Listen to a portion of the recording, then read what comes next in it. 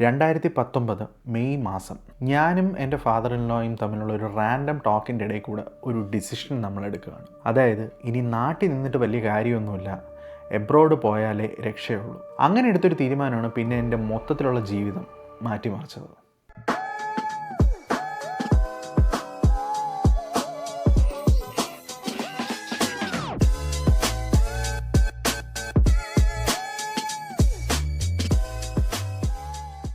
Welcome back to AV Vlogs. Abroad പോകാമെന്നുള്ളൊരു തീരുമാനം എടുത്തപ്പോൾ ഉള്ള ഫസ്റ്റ് മിഷൻ എന്ന് പറയുന്നത് നല്ലൊരു ഏജൻസി കണ്ടുപിടിക്കണം. ആ കഥ പറയുന്നതിന് മുമ്പ് ഞാനൊരു കാര്യം പറയട്ടെ. നമ്മൾ ഏജൻസി വഴി പോകേണ്ട കാര്യമൊന്നുമില്ല. നമുക്ക് അവൈലബിൾ ആയിട്ടുള്ള എല്ലാ റിസോഴ്സസും നമ്മുടെ ഫിംഗർ ടിപ്സിലുണ്ട്. നിങ്ങൾക്ക് തന്നെ ഒറ്റയ്ക്ക് നല്ലൊരു കൺട്രി ചൂസ് ചെയ്യാം. PR-നാണോ പോകേണ്ടത്, സ്റ്റുഡൻറ്റ് പെർമിറ്റിനാണോ പോകേണ്ടത്, ഇതൊക്കെ നിങ്ങൾക്ക് തന്നെ ഫൈൻഡ് ഔട്ട് ചെയ്ത് നിങ്ങൾക്ക് അപ്ലൈ ചെയ്ത് നിങ്ങൾക്ക് തന്നെ പോകാമെന്നുള്ളതേ ഉള്ളൂ.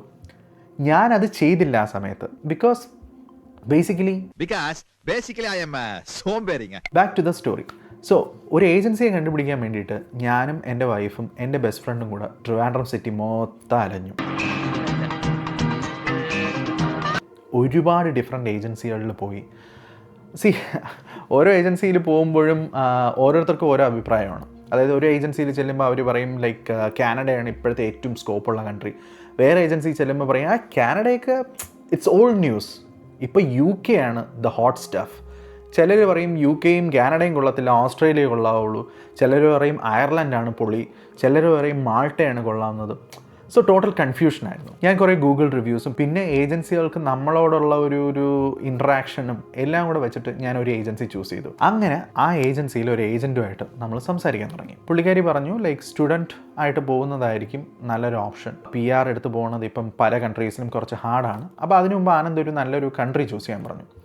അങ്ങനെ ഞാൻ ഒരുപാട് റിസർച്ചിന് ശേഷം ഞാൻ തന്നെ ചൂസ് ചെയ്തൊരു കൺട്രിയാണ് അയർലൻഡ്. സോ ഞാനിതെൻ്റെ വൈഫിൻ്റെ അടുത്ത് സംസാരിച്ചു. അപ്പോൾ വൈഫിനും അത്യാവശ്യം, ബിക്കോസ് ഭാവിയിൽ ഞാൻ പോയി കഴിഞ്ഞാലും കുറേ കഴിയുമ്പോൾ അവളും വരണമല്ലോ. അവൾ ആ സമയത്ത് ലീപ്പ് ഇയർ എന്ന് പറഞ്ഞ സിനിമ കണ്ടിട്ടിരിക്കുന്ന സമയമായിരുന്നു. അത് മൊത്തം കൂടുതലും ഷൂട്ട് ചെയ്തിരിക്കുന്ന അയർലൻഡാണ്. And Ireland was so beautiful, right? പിന്നെ കുറേ നാളത്തേക്ക് അയർലൻഡിനെ കുറിച്ചിട്ടുള്ള റിസർച്ചായി. അവിടുത്തെ പോപ്പുലേഷൻ എങ്ങനെയാണ്, അവിടുത്തെ ആൾക്കാർ എങ്ങനെയാണ്, അവിടുത്തെ ക്ലൈമറ്റ് എങ്ങനെയാണ്, അവിടുത്തെ നമ്മുടെ കോസ്റ്റ് ഓഫ് ലിവിങ് എങ്ങനെയാണ്, അങ്ങനെ മൊത്തത്തിൽ ടോട്ടൽ റിസർച്ച്. ഇതിൻ്റെ ഇടയിൽ ഒരു ദിവസം എൻ്റെ വൈഫ് എൻ്റെ അടുത്ത് ചോദിച്ചു, എടാ നീ ഇപ്പോൾ പോയി കഴിഞ്ഞാൽ ഞാൻ പിന്നെ കുറേ നാൾ കഴിഞ്ഞിട്ടല്ലേ നിൻ്റെ കൂടെ വരാൻ പറ്റത്തുള്ളൂ സ്പൗസ് വിസയിൽ. അപ്പോൾ അതിന് പകരം അവൾക്കും ഒരു ആഗ്രഹം, സ്റ്റുഡൻ്റായിട്ട് അവളും വരട്ടെ. അപ്പോൾ ഞാൻ എന്തായാലും സ്റ്റുഡൻറ്റ് വിസയിലാണ് പോകുന്നത് എന്ന് തീരുമാനിച്ചിരുന്നു. സോ പുള്ളിക്കാരി ചോദിച്ചു ഞാനും കൂടെ സ്റ്റുഡൻറ്റ് വിസയിൽ വരട്ടെ. അപ്പം നമ്മൾ രണ്ടുപേരും നമ്മൾ പാരൻസിൻ്റെ അടുത്ത് സംസാരിച്ചു. അപ്പം അവർ പറഞ്ഞു ലൈക്ക് ഇപ്പോൾ എന്തായാലും ഒരാൾക്ക് വേണ്ടി സ്റ്റുഡൻറ്റ് ലോൺ എടുക്കുന്നുണ്ട്, അതിപ്പോൾ രണ്ടുപേർക്ക് വേണ്ടി എടുക്കാൻ കുഴപ്പമില്ല എന്നുണ്ട്. അങ്ങനെ ഞാൻ മാത്രം പോകണു എന്നുള്ളൊരു പ്ലാൻ മാറി നമ്മൾ രണ്ടുപേരും കൂടെ പോകാനുള്ളൊരു പ്ലാനിലോട്ട് അതെത്തുകയാണ്. ഈ ഒരു പുതിയ പ്ലാനുമായിട്ട് നമ്മൾ ഏജൻസിയിൽ പോയി കാണുകയാണ്. Agency was so happy because അവർക്കും കൂടുതൽ കമ്മീഷൻ കിട്ടുന്ന കാര്യമാണല്ലോ. അപ്പോൾ രണ്ടുപേരും സ്റ്റുഡൻറ്റ് പെർമിറ്റിലാണ് പോകണമെന്ന് പറഞ്ഞു. അവർ സോ ഹാപ്പി. അവർ പറഞ്ഞു സോ ഫസ്റ്റ് സ്റ്റെപ്പ് എന്ന് പറയുന്നത് IELTS പ്രിപ്പറേഷനാണ്. അതിൻ്റെ ഇടയിൽ കൂടെ അവർ കുറേ ഈ അയർലൻഡിലേക്കുള്ള വിസ കണ്ടീഷൻസ് ഒക്കെ നോക്കിയിട്ട് നമ്മളെ അതിനനുസരിച്ച് അഡ്വൈസ് ചെയ്യാമെന്ന് പറഞ്ഞു. അപ്പോൾ നിങ്ങളിപ്പോൾ സമയം കളയേണ്ട, IELTS പ്രിപ്പറേഷന് തുടങ്ങാൻ പറഞ്ഞു. അപ്പോൾ ഈ ഏജൻസിക്ക് തന്നെ ഒരു IELTS ഇൻസ്റ്റിറ്റ്യൂഷൻ ഉണ്ട്. അങ്ങനെ ഈ IELTS കോച്ചിങ് സെൻറ്ററിൽ നമ്മൾ പോയി ജോയിൻ ചെയ്തു. ഒരു മാസത്തോളം നമ്മളവിടെ പഠിച്ചു. എല്ലാ ദിവസവും വൈകുന്നേരം ഞാൻ വൈഫിനെ വിളിച്ചുകൊണ്ട് നേരെ IELTS കോച്ചിങ് സെൻറ്ററിൽ പോകും എൻ്റെ ജോലി കഴിഞ്ഞിട്ട്. സോ അങ്ങനെ ഇരുന്നപ്പോൾ ഒരു ദിവസം ഈ IELTSൻ്റെ മെയിൻ പ്രൊഫസറുണ്ട്. പുള്ളിക്കാരൻ എന്നെയും വൈഫിനെയും ഓഫീസിലോട്ട് വിളിച്ചു. നമ്മൾ പോയി അവിടെ പോയി സംസാരിച്ചപ്പോൾ പറഞ്ഞു ലൈക്ക് ആനന്ദ് അടുത്ത മാസമല്ലേ IELTS അറ്റൻഡ് ചെയ്യാൻ നോക്കുന്നത്? ഞാൻ പറഞ്ഞു അതെ. അല്ല ഞാൻ മാത്രമല്ല എൻ്റെ വൈഫും. Wife okay. പുള്ളിക്കാരിക്ക് I don't think she should attempt right now. അപ്പോൾ ഞാൻ ചോദിച്ചാൽ അതെന്താ? പുള്ളിക്കാരി ഇംഗ്ലീഷൊന്നും അത്ര കൊള്ളത്തില്ല, ലൈക്ക് പുള്ളിക്കാരിക്ക് ഒരുപാട് സമയം വേണ്ടി വരും. ഞാൻ പറഞ്ഞാൽ അത് കുഴപ്പമില്ല, ഒരു മാസം സമയമുണ്ടല്ലോ, നമ്മൾ നന്നായിട്ട് പ്രിപ്പയർ ചെയ്തോളാം. അപ്പോൾ പുള്ളിക്കാരൻ പറഞ്ഞു വെറുതെ പൈസ കളയരുത്, ലൈക്ക് നമ്മൾ അടുത്ത അറ്റംപ്റ്റ് ശ്രമിക്കാം. അപ്പോൾ ഞാൻ പറഞ്ഞു ദാറ്റ് വി വിൽ ഹാൻഡിൽ. അതിനുശേഷം ആ IELTS കോച്ചിങ് സെൻറ്ററിലോട്ട് നമ്മൾ പോയിട്ടേ ഇല്ല. Like she was so hurt, her ego was so hurt. പിന്നെ എൻ്റെ വൈഫിനെ കുറിച്ച് ഞാൻ നേരത്തെ പറഞ്ഞല്ലോ, ആൾ സ്വല്പം ടെററാണ്. ഈഗോ ഹേർട്ടായി കഴിഞ്ഞാൽ she will go to any length to get it achieved. അതുകൊണ്ട് പുള്ളിക്കാരി കുത്തിയിരുന്ന് പഠിച്ചു. എന്നെക്കാളും നല്ല മാർക്കിലാണ് പുള്ളിക്കാരി IELTS പാസ്സായത്. സോ IELTS പ്രിപ്പറേഷനൊക്കെ കഴിഞ്ഞു, IELTSൻ്റെ മാർക്ക് കിട്ടി.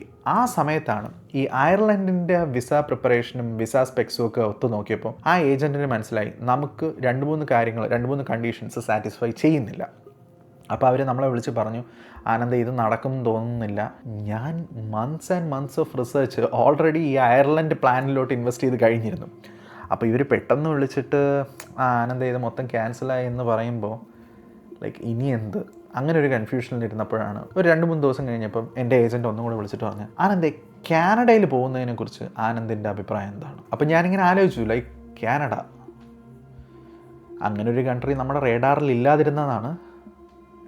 ഇനി അതിനെക്കുറിച്ച് റിസർച്ച് ചെയ്യാം. അങ്ങനെ ഫൈനലി കാനഡയാണെന്ന് നമ്മൾ ഫിക്സ് ചെയ്തു.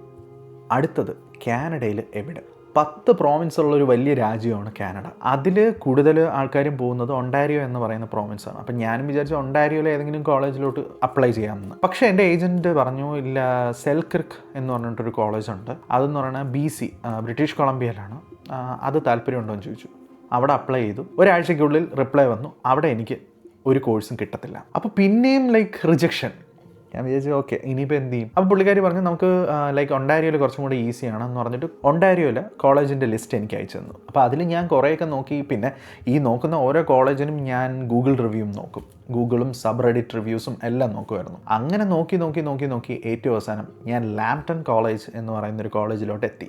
ലാംപ്ടൺ കോളേജിന് മൊത്തം 3 ക്യാമ്പസ് ഉണ്ട്. ഒന്ന് മിസിസാഗയിൽ, പിന്നെ രണ്ടാമത്തെ ടൊറോണ്ടോയിൽ, പിന്നെ സാർണിയ എന്ന് പറയുന്ന ഒരു കുഞ്ഞു സിറ്റി. ഞാൻ സാർണിയാണ് ചൂസ് ചെയ്തത് ബിക്കോസ് അതാണ് ലാംപ്ടൺ കോളേജിൻ്റെ മെയിൻ ക്യാമ്പസ്. അങ്ങനെ കോളേജ് ഫിക്സായി, നമ്മൾ അപ്ലൈ ചെയ്തു. കോളേജ് എനിക്ക് സ്റ്റുഡൻറ്റ് ഓഫർ ലെറ്റർ തന്നു. സോ ആ ഒരു സൈഡൊക്കെ ഓക്കെ. അടുത്തത് നമ്മൾ സ്റ്റുഡൻറ്റ് ലോണിന് അപ്ലൈ ചെയ്തു. അതിൻ്റെ പേപ്പേഴ്സ് വളരെ സ്പീഡിൽ നീങ്ങാൻ വേണ്ടിയിട്ട് എൻ്റെ ഫാദർ ഇൻ ലോ ഒരു എക്സ് ബാങ്ക് എംപ്ലോയി ആണ്. പുള്ളിക്കാരൻ്റെ ഇൻഫ്ലുവൻസിൽ കിട്ടാവുന്ന എല്ലാ ആൾക്കാരെയും പിടിച്ച് ആ സ്റ്റുഡൻറ്റ് ലോണും പെട്ടെന്ന് തന്നെ പാസ്സായി. അങ്ങനെ കണ്ണടച്ച് തുറക്കുന്നതിന് മുമ്പ് മെയ് എന്ന് പറയുന്നത് ഡിസംബറായി. ഡിസംബർ 2-ാം തീയതി ഗവൺമെൻറ് ജോലി റിസൈൻ ചെയ്തു. ഇനി ഹാർഡ്ലി ഒരു 24 ദിവസം കൂടെ ഉണ്ട്. ഡിസംബർ 26-നാണ് നമ്മുടെ ഫ്ലൈറ്റ് ടു കാനഡ.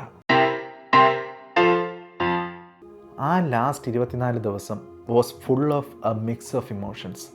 എക്സൈറ്റ്മെൻ്റ് ഉണ്ടായിരുന്നു, ഹാപ്പിനെസ് ഉണ്ടായിരുന്നു, ഒരു പേടി ഉണ്ടായിരുന്നു, കൂടുതലും സാഡ്നെസ് ആയിരുന്നു.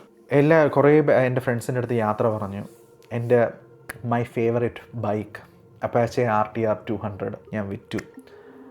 ആ വണ്ടി വാങ്ങിച്ചിട്ട് ഓൾമോസ്റ്റ് 1.5 വർഷമായിട്ടുള്ളൂ. So it was really hard to say goodbye. ഇത് മാത്രമല്ലാതെ ആ ഫൈനൽ ഡേയ്സിൽ I had a lot of things to do. Loan preparation ഒരു സൈഡിൽ, പാക്കിംഗ് ഒരു സൈഡിൽ, ഒരുപാട് സാധനങ്ങൾ വാങ്ങിക്കാനുണ്ടായിരുന്നു. സോ ആ ഓരോ ദിവസവും സൂപ്പർ ഫാസ്റ്റ് സ്പീഡിലാണ് പോയത്.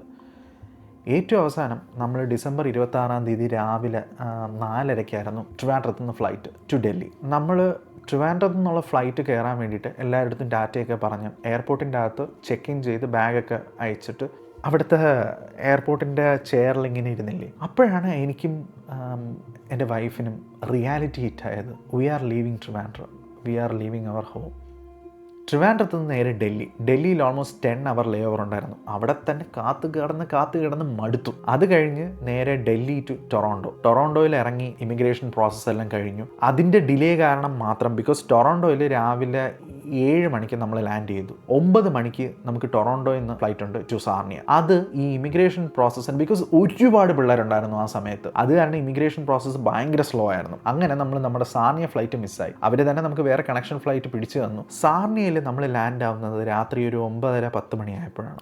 കുറച്ച് വെതർ ഡിലേസ് ഒക്കെ ഉണ്ടായിരുന്നു. ഡിസംബർ 26-ാണ് നമ്മൾ ലാൻഡ് ആവുന്നത്. Peak winter time. Sarnia airport എന്ന് പറഞ്ഞു കഴിഞ്ഞാൽ വളരെ കുഞ്ഞൊരു എയർപോർട്ടാണ്. നമ്മൾ അവിടെ ഇറങ്ങി, ഒരു ബാഗ് കരോസലുണ്ട്, അവിടെ നിന്ന് ബാഗൊക്കെ എടുത്തിട്ട് ഞാനും വൈഫും കൂടെ ഇങ്ങനെ വന്നിരിക്കുകയാണ്. നമുക്കവിടെ ഫ്രണ്ട്സ് ഇല്ല, റിലേറ്റീവ്സ് ഇല്ല, നമുക്കറിയാവുന്ന ആരുമില്ല. ആദ്യമായിട്ട് ഇവിടെ വന്ന് ഇറങ്ങുന്നവർക്ക് ഒരു പ്രത്യേക ഒരു ഫിനോമിനൻ ഉണ്ട്. അതായത് the very first time the cold hits on your face. ആദ്യമായിട്ട് തണുപ്പ് നിങ്ങളുടെ മുഖത്തടിക്കുന്ന ഒരു ഫീലിംഗ്. നമ്മൾ രണ്ടുപേരും നമ്മുടെ നാട്ടിൽ നിന്ന് വാങ്ങിച്ച ലൈക്ക് വിൻ്റർ ജാക്കറ്റൊക്കെ ഇട്ടുകൊണ്ടാണ് നിൽക്കുന്നത്. But we were feeling like really cold, right? അപ്പോൾ ഈ എയർപോർട്ടിൻ്റെ ഓട്ടോമാറ്റിക് ഡോർസ് പതുക്കെ ഇങ്ങനെ തുറന്നു. അപ്പോൾ ഒരു ഗഷ് ഓഫ് വിൻഡ് പെട്ടെന്ന് നമ്മുടെ മുഖത്തോട്ട് അടിച്ചു. അപ്പോഴാണ് എനിക്ക് കാനഡയുടെ തണുപ്പ് ആദ്യമായിട്ട് ഫീൽ ആവുന്നത്.